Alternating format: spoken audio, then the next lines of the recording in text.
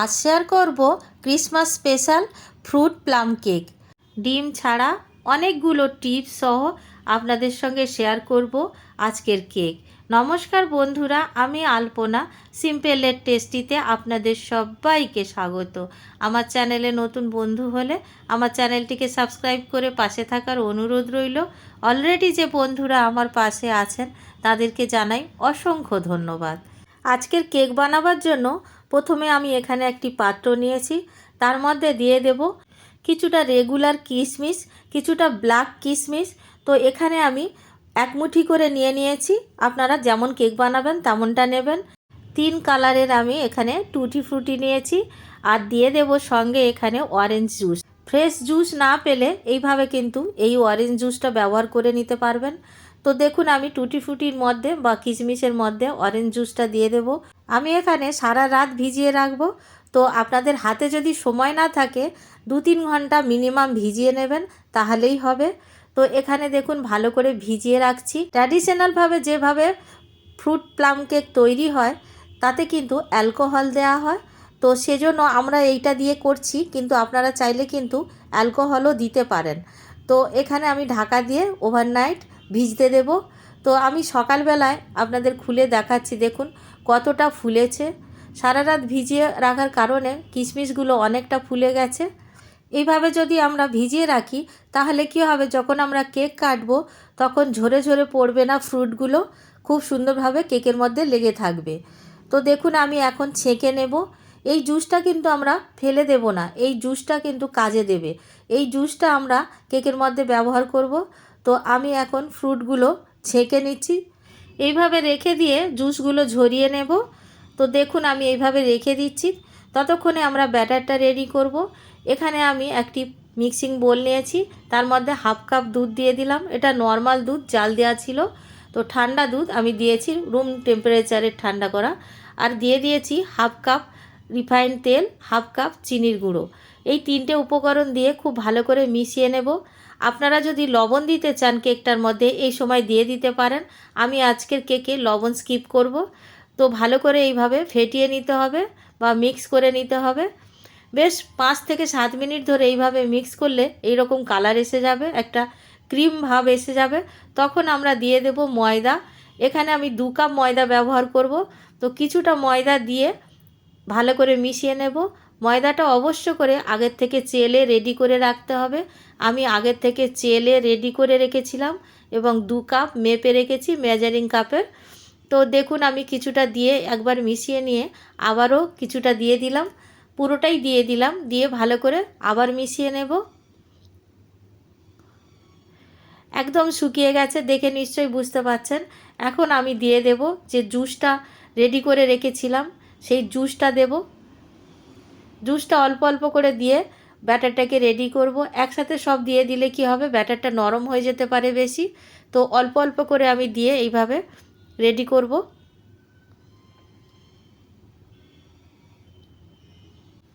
এটাও একটা টিপস বলে মনে করতে পারেন যে অল্প অল্প করে জুস দিয়ে এইভাবে মিশিয়ে নিতে হবে।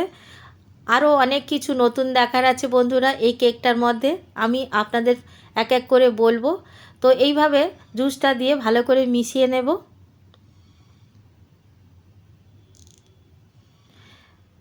ভালো করে মিশিয়ে নেবার পরে সাইডে রেখে দেব। এখানে একটি পাত্র নিয়েছি, তার মধ্যে দিয়ে দেব ভিজিয়ে রাখা যে ফ্রুটগুলো ছিল সব দিয়ে দেব। সঙ্গে যোগ করব কিছুটা আমন্ড আর কিছুটা কাজু কেটে রেখেছিলাম, এইভাবে ছোট ছোট করে কেটে রেখেছি। তো একসাথে দিয়ে দিলাম। এখন আমি দিয়ে দেব 2 চামচ ময়দা। তো এখানে আমি 2 চা চামচ ময়দা দিচ্ছি। যেমনটা লাগবে তেমনটা দিতে হবে, যেহেতু এগুলো ভিজানো হয়েছিল তাই একটু বেশি ময়দা হয়তো প্রয়োজন হতে পারে। খুব ভালো করে এইভাবে নাড়াচাড়া করে একটা কোট দিয়ে দেব। এইভাবে যদি আমরা কোট দিয়ে নিই তাহলে কিন্তু পরে কেকের মধ্যে এক জায়গায় হয়ে যাবে না, ফ্রুটগুলো সব দিকটাই কিন্তু থাকবে। এই ছোট্ট ছোট্ট টিপসগুলো আপনারা মনে রেখে করবেন, দেখবেন দারুণ হবে। তো এখানে আমি একটা ফ্রাই প্যান বসিয়ে দিয়েছি গ্যাস জ্বালিয়ে। হাফ কাপ চিনি দিয়ে দেব। আগে হাফ কাপ চিনির গুঁড়ো ব্যবহার করেছি, আর এখন আমি হাফ কাপ চিনি দিয়ে একটা ক্যারামেল তৈরি করে নেব। এই ক্যারামেলটা কিন্তু দিতেই হবে প্লাম কেকে, তা নইলে খুব সুন্দর রং হবে না। আর এইটা দিলেই কিন্তু রং হবে। এই প্রসেসটা অবশ্য করে করতে হবে। চিনিটা দেওয়ার পরে আমরা একটুও নাড়াচাড়া করিনি। দেখুন বন্ধুরা, যখন একটু কালার আসতে শুরু করবে তারপর থেকে কিন্তু আমরা নাড়াচাড়া করব। আর গ্যাসের ফ্লেমটা লোতে করে দেব। লো টু মিডিয়াম আঁচের মধ্যে রেখে এইভাবে নাড়াচাড়া করতে করতে একদম চিনিগুলো গলে যাবে। চিনিগুলো গলে যাওয়ার পরে ক্যারামেলটা খুব সুন্দরভাবে রেডি হয়ে যাবে। আপনারা দেখুন, আমি এই জায়গাটা কোনো রকম স্কিপ করব না, আর খুব তাড়াতাড়ি হয়ে যায়, সেজন্য কোনো স্কিপ করার দরকারও হবে না। দেখুন এইভাবে নাড়াচাড়া করতে করতে খুব সুন্দরভাবে মেল্ট হয়ে গেছে আর কালারটা খুব সুন্দরভাবে এসে গেছে। এর থেকে বেশি যদি আমরা কালার করতে যাই তিতো হয়ে যাবে। তো সেজন্য এইরকমই অবস্থায় অল্প একটু জল দিয়ে দেব। এখানে আমি 3 টেবিল চামচ জল একটা বাটির মধ্যে নিয়েছি মেপে। তো এই জলটা এর মধ্যে অল্প অল্প করে দিয়ে দেব। দিয়ে এইভাবে নাড়াতে থাকবো। নাড়াচাড়া করতে করতে একদম গলে যাবে। আমি 3 টেবিল চামচ জল পুরোটাই দিয়ে দিয়েছি। আর দেখুন গ্যাসের ফ্লেমটা আমি অফ করে দিয়েছি। তো গ্যাসের ফ্লেমটা অফ করে দিয়ে এইভাবে নাড়াচাড়া করতে থাকবো। খুব সুন্দরভাবে জল আর ক্যারামেলটা একসাথে মিশে যাবে। এইভাবে ভালো করে মিশিয়ে নিতে হবে। আর দেখুন কত সুন্দর কালার হয়েছে আর একদম সুন্দরভাবে মিশে গেছে। এখন আমি গ্যাসের চুলা থেকে নামিয়ে নিয়ে কেকের ব্যাটারের মধ্যে দিয়ে দেব।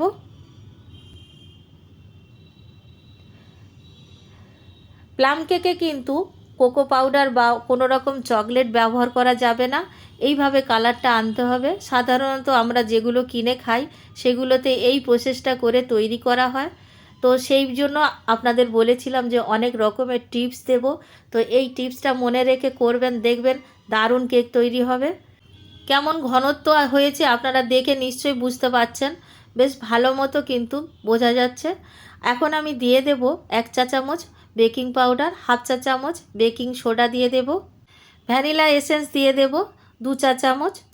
আপনাদের কাছে যদি জায়ফল থাকে গ্রেট করে দিতে পারেন, বা দারচিনি পাউডার থাকলে দিতে পারেন 1/4 চামচ। আজকের আমার কাছে নেই তাই স্কিপ করলাম। 1 চা চামচ দিয়ে দেব ভিনিগার। ভালো করে মিশিয়ে নিতে হবে। আবার ভালো করে একবার ফেটিয়ে নেব।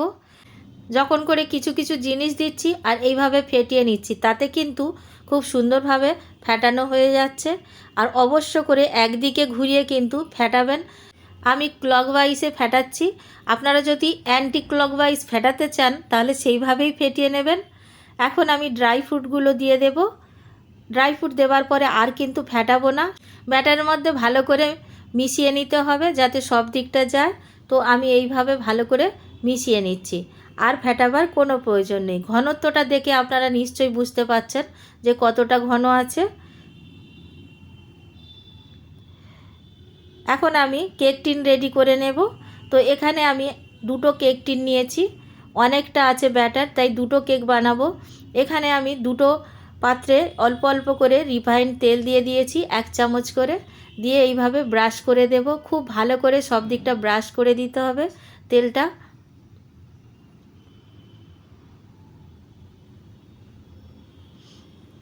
সাইডগুলোও কিন্তু খুব ভালো করে ব্রাশ করতে হবে। অন্য যে কেক টিনটা আছে একইভাবে আমি ব্রাশ করে নেব। তো 2টো কেক টিন আমি ভালো করে ব্রাশ করে নিয়েছি। এখন আমি যে গোল পাত্রটা নিয়েছি বা কেক টিনটা নিয়েছি তার মধ্যে 1 চামচ আমি এখানে ময়দা নিয়ে নেব। আপনারা চাইলে বাটার পেপার দিয়ে করতে পারেন, বা পরিষ্কার কোনো কাগজ যদি ভালো থাকে সেই কাগজ কিন্তু খাতার কাগজও হতে পারে। সেই কাগজগুলো নিয়ে কিন্তু এইভাবে মাঝখানে কেটে একটা টুকরো করে দিয়ে দিতে পারেন, যেমনভাবে বাটার পেপার ব্যবহার করা হয়। তো আমি ময়দা দিয়ে পুরো কেক টিনটাকে ডাস্ট করে নিয়েছি। আর দেখুন খুব সুন্দরভাবে এইভাবে করে নিতে হবে। হাত দিয়ে ভিতরে করা যাবে না, এইভাবে ঘুরিয়ে ঘুরিয়ে কিন্তু ডাস্ট করে নিতে হবে। একইভাবে আমি অন্য যে কেক টিনটা নিয়েছি সেটাও করে নেব। তো আমি যতটা এক্সেস ময়দা ছিল অন্য কেক টিনটার মধ্যে দিয়ে দিয়েছি, আর তার মধ্যে আরও একটু ময়দা দিয়ে এইভাবে ডাস্ট করে নেব। দেখুন 2টো কেক টিন কিন্তু রেডি করে নিয়েছি। এখন আমি ব্যাটারটা দিয়ে দেব। এখানে হাফ দিয়ে দেব, বেশি কিন্তু ভরে দেওয়া যাবে না, 3 ভাগ দিয়ে দিলেই হবে। যে কোনো পাত্রে 3 ভাগ দিতে হবে ব্যাটার, তা নইলে ফুলে উঠলে বাইরে পড়ে যেতে পারে। দুটো কেক টিনের মধ্যে আমি ব্যাটারগুলো দিয়ে নিয়েছি। দেখুন একটু ট্যাপ করে নিতে হবে। তো আমি এখন দুটো কেক টিনই ভালো করে ট্যাপ করে নেব, যাতে কোনো রকম ভিতরে এয়ার বাবলস না থেকে যায়। তো এইভাবে খুব ভালো করে ট্যাপ করে নিতে হবে। দুটো কেক টিনই আমি এইভাবে ট্যাপ করে নিয়েছি। অপরদিকে আমি এখানে গ্যাসের চুলায় দুটো চুলাতেই আমি একসাথে বসিয়ে দেব। দেখুন একটা বাটি নিয়ে উপর করে দিয়েছি কড়াইয়ের মধ্যে, আর ঢাকা দিয়ে প্রিহিট করতে দেব। এখানে 10 মিনিট মতো প্রিহিট করলেই হবে। আর অপর দিকে এখানে আমি আগের থেকে প্রিহিট করতে দিয়েছি 6 থেকে 7 মিনিট হবে, আগের থেকে গরম করতে দিয়েছি। এখন আমি একটা স্ট্যান্ডও দিয়ে রেখেছিলাম, তার উপরে বসিয়ে দেব, দিয়ে ঢাকা দিয়ে প্রথমে 5 মিনিট ফুল আঁচে রেখে দেব, তারপরে লো ফ্লেমে রেখে 40 মিনিট মতো সময় লাগবে। পাশে যে ছিদ্রটা ছিল সেখানে একটা লবঙ্গ দিয়ে আটকে দিয়েছি। অপরদিকে দেখে নেব অন্য যে কড়াইটা গরম হতে দিয়েছিলাম সেই কড়াইটা ঢাকা খুলে এখন আমি তার মধ্যে বেক করতে দেব অন্য যে কেকটা আমি রেডি করেছি সেই কেকটা। তো দেখুন আমি এখন এই কেকটা এখানে বসিয়ে দিলাম আর ঢাকা দিয়ে দেব। একইভাবে 5 মিনিট ফুল আঁচে রেখে দেব। লো ফ্লেমে রেখে 40 মিনিট আবার আমি বেক করে নেব। একবার আমি আপনাদের দেখিয়ে দিচ্ছি। দেখুন আমি কিন্তু একসঙ্গে দুটো চুলাতেই কিন্তু বসিয়ে দিয়েছি দুটো কেক হতে। মাঝে একবার আমি ড্রাই ফ্রুট দিয়ে দেব গার্নিশিং করার জন্য। তো এখানে আমি 7 থেকে 8 মিনিট পরে একবার আমি ঢাকা খুলে এইভাবে গার্নিশিং করে দেব। প্রথম থেকে যদি দিয়ে দিতাম তাহলে কি হতো, কেকের তলাতে চলে যাবে। সেই জন্য কিছুক্ষণ পরে যদি আমরা ড্রাই ফ্রুটটা দিই তাহলে কি হবে, এর তলায় চলে যাবে না আর উপরটা দেখতে সুন্দর লাগবে। এখন আমি ঢাকা দিয়ে দিয়েছি। তো অন্য কেকটাকেও একইভাবে গার্নিশিং করে নেব। খুব তাড়াতাড়ি করে গার্নিশিং করে দিতে হবে, তা নইলে কিন্তু গরম ভাবটা বেরিয়ে যাবে, তখন কেক হতে আরও সময় বেশি লাগবে আর কেকটা একটু শক্তও হয়ে যেতে চাইবে। তো সেই জন্য তাড়াতাড়ি করে নিতে হবে এই কাজটা। এখন আমি ঢাকা দিয়ে দেব। 35 মিনিট পরে আমি খুলে একবার চেক করব। 35 মিনিট পরে আমি চেক করছি, এখানে কিন্তু সামান্য নরম আছে। আর এখানে আমি 35 মিনিট পরে অন্য কেকটা চেক করছি, সেই কেকটা কিন্তু রেডি হয়ে গেছে। তো কেকের হাইট অনুযায়ী কিন্তু সময় লাগে। তো এখানে কিন্তু কেকের হাইটটা কম ছিল, তাই 35 মিনিটে কিন্তু কেকটা রেডি হয়ে গেছে। এখন আমি গ্যাসের ফ্লেমটা অফ করে এমনিতেই ঢাকা দিয়ে রেখে দেব, ওখানেই ঠান্ডা হতে দেব। আর এখানে আমি অন্য কেকটাও আমি একবার চেক করে নেব একটা স্টিক দিয়ে। তো দেখুন এখন কিন্তু হয়ে গেছে। 5 মিনিট আগে আমি চেক করে দেখেছিলাম, 5 মিনিট পরে কিন্তু আমি দেখলাম রেডি হয়ে গেছে, স্টিকের গায়ে কিছু লেগে নেই। তো আমি এখন এখানেই ঠান্ডা হতে দেব। এইভাবে ঢাকা দিয়ে রাখলে কিন্তু কালারটা খুব সুন্দর হয়। তো এইভাবে এখানেই ঠান্ডা করে নিয়েছি। দেখুন এখন নামিয়ে রাখছি। অন্য কেকটাও কিন্তু রেডি হয়ে গেছে, ঠান্ডা হয়ে গেছে, এখন নামিয়ে নেব। তো এইভাবে যদি আমরা গরমের মধ্যে রেখে গ্যাসের ফ্লেম অফ করে রেখে দিই, কালারটাও খুব সুন্দর আসবে আর ভিতর থেকে খুব সুন্দরভাবে কেকটা রেডি হয়ে যাবে। তো দেখুন এখন হাত দিয়ে ধরে আছি, তার মানে ঠান্ডা হয়ে গেছে। এখন নামিয়ে রাখবো।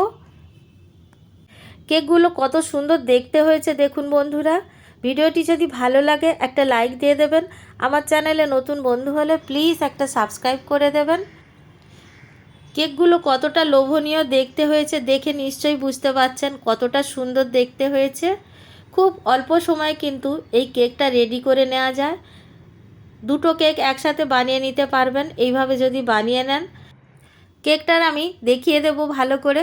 দেখুন সাইডগুলো কিন্তু নিজে থেকে ছেড়ে আসছে। বাটার পেপার ছাড়াও কিন্তু এইভাবে আপনারা কেক বানিয়ে নিতে পারবেন। দেখুন খুব সুন্দরভাবে আলগা হয়ে গেছে। তো আমি এখন অন্য যে কেকটা আছে সেটা আপনাদের একবার দেখিয়ে দেব। দেখুন ধারগুলো কত সুন্দর দেখতে হয়েছে, একদম ছেড়ে ছেড়ে আসছে। যত ঠান্ডা হবে কেকটা কিন্তু ছেড়ে যাবে। তো তাও আমি একবার ছুরি দিয়ে সাইড দিয়ে একবার এইভাবে আলগা করে দেব। তো আলগা করে দিচ্ছি, এটা কিন্তু আলগাই আছে, তবুও আমি একবার এইভাবে দেখিয়ে দিচ্ছি। এইভাবে কিন্তু সব সময় করে নেওয়া ভালো, যাতে ভিতরে আটকে থাকলে কোথাও কেকটা ভেঙে না যায়। তো আমি এখন একটা প্লেট দিয়ে এইভাবে ডিমোল্ড করে নিলাম। দেখুন কেকটা কতটা সুন্দর দেখতে হয়েছে আর কতটা নরম হয়েছে। দারুণ হয়েছে কেকটা, খুবই সুন্দর দেখতে হয়েছে, আপনাদের নিশ্চয়ই ভালো লাগছে দেখতে। তো বন্ধুরা আমি এখন এই কেকটা সাইডগুলোও একবার দেখিয়ে দিচ্ছি, দেখুন কতটা সুন্দর হয়েছে। অন্য যে কেকটা আছে সেটাকেও ডিমোল্ড করে নেব।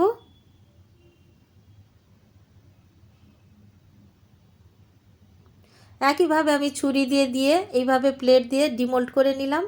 পুরো কেকটাকে আমি একবার আপনাদের দেখিয়ে দিচ্ছি কতটা সুন্দর হয়েছে। দেখুন এইরকমই কিন্তু সুন্দর দেখতে হবে যখন আপনারা বাড়িতে বানাবেন। অনেক কম খরচে কিন্তু অনেক বড় কেক আপনারা বাড়িতে বানিয়ে নিতে পারবেন ক্রিসমাসের দিনে। তো দেখুন এইভাবে কিন্তু আমি কেকগুলো দেখিয়ে দিলাম। এখন কেকটা কেটে আমি আপনাদের দেখাচ্ছি ভিতরটা কেমন দেখতে হয়েছে।